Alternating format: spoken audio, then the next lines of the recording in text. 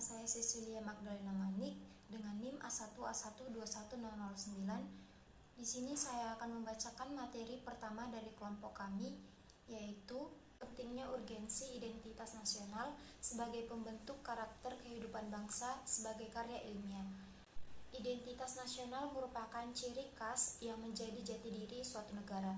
Jika suatu negara tidak memiliki identitas nasional, maka tentunya negara tersebut tidak akan dikenal oleh bangsa lain. Bahkan penduduk dari negara tersebut belum tentu mengenal negaranya sendiri. Pembangunan bangsa dan karakter tidak akan berjalan jika suatu negara tersebut tidak memiliki identitas nasional. Untuk membangun sebuah bangsa tanpa adanya identitas nasional tentunya sangat tidak mungkin. Adanya identitas nasional akan menjadi faktor yang sangat penting dalam membangun sebuah bangsa. Karakter akan tumbuh jika ada identitas nasional dimiliki oleh sebuah bangsa. Sikap nasionalisme dan patriotisme akan dimiliki oleh penduduk suatu bangsa jika mereka mengetahui identitas nasional bangsa mereka. Identitas nasional penting bagi sebuah bangsa karena 1. Agar bangsa Indonesia dikenal oleh bangsa lain. Apabila kita sudah dikenal oleh bangsa lain, maka kita dapat melanjutkan perjuangan untuk mampu eksis sebagai bangsa sesuai dengan fitrahnya.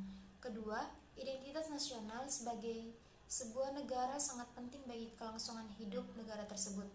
Tidak mungkin negara dapat hidup sendiri sehingga dapat eksis. Setiap negara seperti halnya individu, semua tidak dapat hidup menyendiri. Setiap negara memiliki keterbatasan sehingga perlu bantuan atau pertolongan dari negara atau bangsa lain. Ketiga, identitas nasional penting bagi kewibawaan negara dan bangsa Indonesia. Dengan saling mengenal identitas, maka akan tumbuh rasa saling hormat, saling mengerti. Tidak ada stratifikasi dalam kehidupan antar negara dan bangsa. Baiklah, sekian dari saya. Selanjutnya, kepada teman saya yang bernama Rista Maulini, saya persilahkan. Perkenalkan, nama saya Rista Maulini dengan NIM A1A1210017. Di sini saya akan membacakan konsep dan urgensi identitas nasional. Identitas nasional dimiliki oleh setiap negara yang merdeka dan berdaulat. Sebagai warga negara, tentunya kita harus memahami tujuan dan pengertian identitas nasional itu sendiri. Sebagai warga negara, kita menjunjung tinggi dan mempertahankan identitas nasional dalam kehidupan sehari-hari. Konsep identitas nasional sendiri adalah apa yang menjadi ciri atau karakteristik yang membedakan negara bangsa Indonesia dibandingkan dengan negara lain. Berikut beberapa pendapat para ahli tentang konsep identitas nasional. Yang pertama, menurut Soedarsono, dalam suatu buku karya Soedarsono diuraikan tentang konsep identitas nasional yang dimaknai sebagai tanda diri kita yang menunjukkan siapa kita, walaupun yang ditampilkan hanyalah hal-hal yang tampak secara lahiriah. Akhirnya belum tentu menunjukkan pribadi kita sesungguhnya.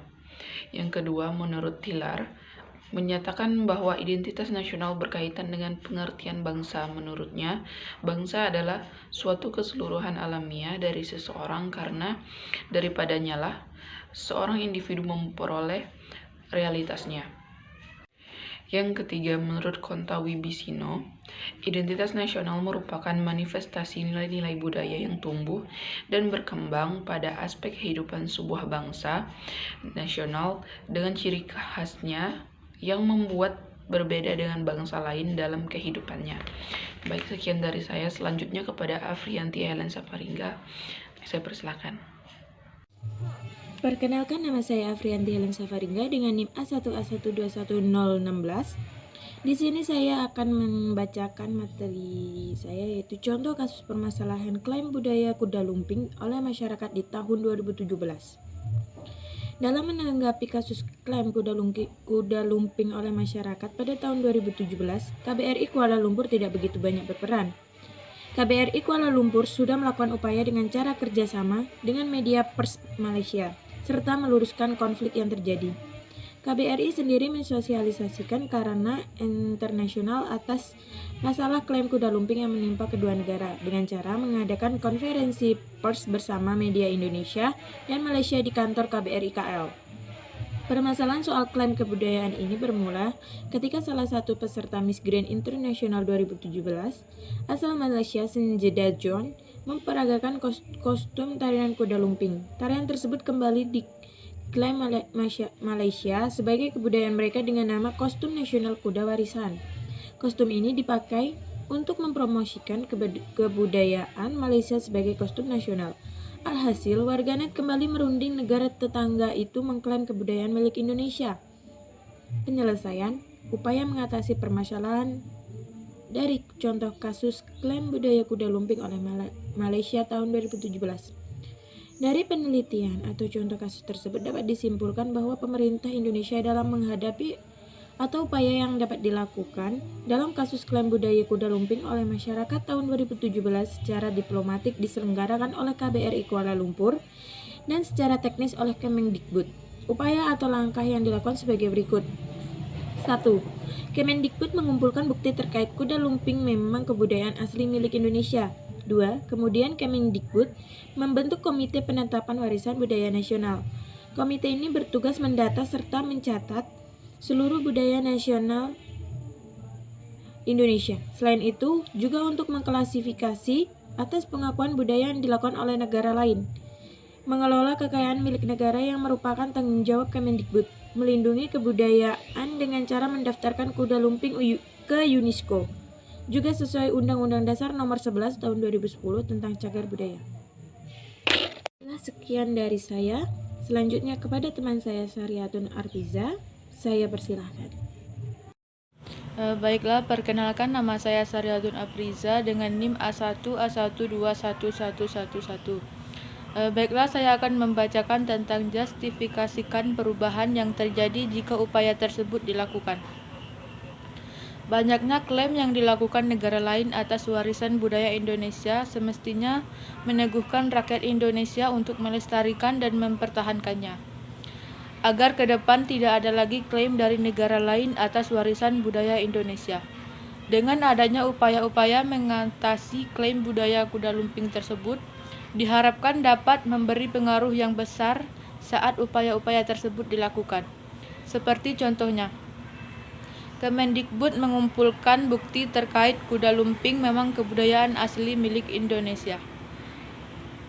Dengan adanya upaya ini, masyarakat dan negara lain akan lebih mengenal kuda lumping tersebut sebagai budaya asli dari Indonesia. Dengan terkumpulnya bukti-bukti yang menunjukkan bahwasanya memang benar kuda lumping merupakan budaya asli Indonesia. Selanjutnya, Kemendikbud membentuk Komite Penetapan Warisan Budaya Nasional. Komite ini bertugas mendata serta mencatat seluruh budaya nasional Indonesia. Selain itu juga untuk mengklasifikasikan atas pengakuan budaya yang dilakukan oleh negara lain. Komite Warisan Budaya Nasional ini bertugas mencatat semua warisan budaya nasional di Indonesia. Dengan dilakukannya upaya ini diharapkan dapat menghindari adanya saling klaim dengan negara lain. Kemudian mengelola kekayaan milik negara yang merupakan tanggung jawab Kemendikbud. Melindungi kebudayaan dengan cara mendaftarkan kuda lumping ke UNESCO, juga sesuai Undang-Undang Dasar Nomor 11 Tahun 2010 tentang cagar budaya. Dengan mendaftarkan kuda lumping ke UNESCO, diharapkan negara ini dapat dengan jelas mengetahui bahwasanya memang benar kuda lumping merupakan budaya asli Indonesia dan dapat dikenal oleh negara-negara lain. Sehingga tidak dengan mudah negara lain dapat mengklaim budaya Indonesia sebagai budaya miliknya. Itulah yang dapat kelompok kami sampaikan. Saya akhiri. Wassalamualaikum warahmatullahi wabarakatuh.